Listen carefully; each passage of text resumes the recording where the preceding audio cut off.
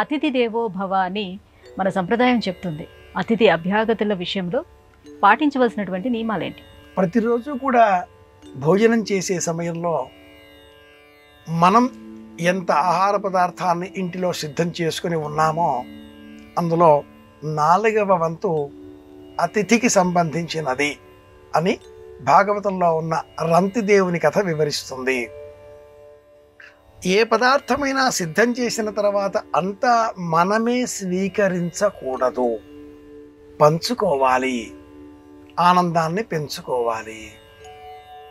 రోజువారీ కార్యక్రమాలలో భోజనం చేసే సమయం ఆ వేళలో మన వద్ద ఉన్న పదార్థాన్ని స్వీకరించడానికి ఏర్పాట్లు చేసుకొని అతిథి ఎవరైనా వస్తున్నారా అంటూ ఒక్కసారి బయటకు వెళ్ళి తలుపుకు ఈ వైపుకు ఆ వైపుకు వీధిలో కూడా తొంగి చూచి ఎవరూ లేరు అని నిర్ణయం చేసుకొని లోనికి వచ్చి భోజనం చేసే నిమిత్తమై కూర్చున్నాక కూడా ఒక్కళ్ళే కూర్చుని భోజనం చేసే సమయంలో కార్యాలయాలలో ఉద్యోగ విధులు అనుసరిస్తూ వెంట తీసుకుని వచ్చినటువంటి మధ్యాహ్నకాల భోజనాన్ని తినే సమయంలో ఒక్కరూ తినే సమయంలో కూడా పాటించవలసిన విధి.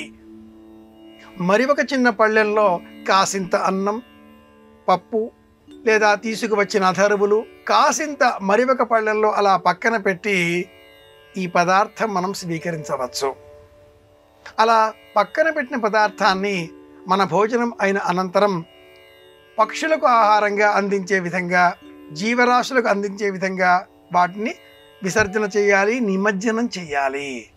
కేవల అఘో భవతి కేవలాది అహం మేఘస్తనయన్. అఘము అంటే పాపము. కేవలం మనమే తింటాం, ఇది పాపం. అహమస్మి ప్రథమజా ఋతస్య పూర్వం దేవేభ్యో అమృతస్య నాభిః. వైదిక ప్రమాణంలో అన్న సూక్తం, అలాగే త్రిసుపర్ణం, అధిశ్రవణం ఇలాంటివి అనేక మంత్ర విభాగాలు అన్నమును గురించిన వర్ణన చేస్తాయి. అన్నం వై వాజః అన్నమేవా వరుంధే. వాజ అంటే అన్నము, తెల్లగా ఉండేది అని అర్థం.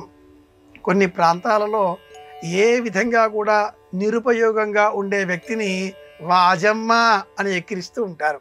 చవల వాజమ్మ, వట్టి వాజ అని కూడా అంటూ ఉంటారు. వట్టి అన్నం నిస్సారం. ఆ అన్నములో నెయ్యి వెయ్యాలి, సారం మారుతుంది. నిజానికి అన్నం తినకంటే పూర్వం నెయ్యిని తాగాలి.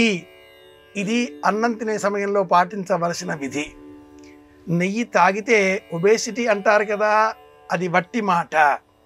అరచేతిలో కాసింత నెయ్యి పోసుకొని తాగగలిగితే, ఘృతాన్ని అలా స్వీకరించగలిగితే అద్భుతమైన ఆరోగ్యం మనకు చేకూరుతుంది. ఇది వైదికపరమైన సంప్రదాయపూర్వకమైనటువంటి మాట. నెయ్యి త్రాగాలి. లేదా అన్నము మెతుకులు ఆ నేతిలో తడిసే విధంగా చేసి నమలకండ ఆ మెతుకులను అలాగే మింగివేసినట్లయితే ఆరోగ్యకరం, బలవర్ధకంగా ఈ అన్నం మారుతుంది. అలాంటి అన్నాన్ని స్వీకరించే సమయంలో పాటించవలసిన విధులు, మొట్టమొదటిది అతిథి అభ్యాగతులను పరామర్శించడం. ఈనాటి కాలంలో మా ఇంటికి వచ్చారు, మాకేం తెచ్చారు, మీ ఇంటికి వచ్చాం, మాకేం పెడతారు, ఇలాంటి మాటలు పెరిగిపోతున్నాయి.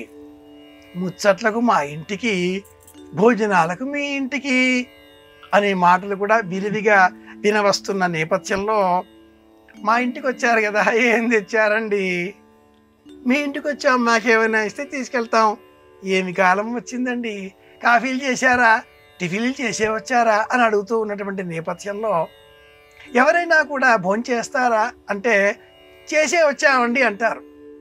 రండి భోజనం చేద్దాం. ఇది ఒకప్పటి సంప్రదాయపూర్వకమైన పిలుపు. మోడెస్టీ అన్న పేరిట కృత్రిమమైన వాతావరణంలో భౌతికమైన విలువలను నటిస్తూ విలువలు పాటిస్తున్నాం అని అబద్ధపు మోహంలో పడిపోతూ నేటి కాలంలో అతిథి అభ్యాగతులను ఆదరించడం అల్ప ప్రమాణంగా మారిపోతోంది. ఇది బాధాకరమైన విషయం. అతిథులను ఆదరించాలి, ఆశ్రయించాలి, గౌరవించాలి, సమాదరించాలి. మనము వెళ్ళినప్పుడు అదే విధంగా వారి ఆతిథ్యాన్ని స్వీకరించాలి. ఇది ప్రధానమైన లక్ష్యం.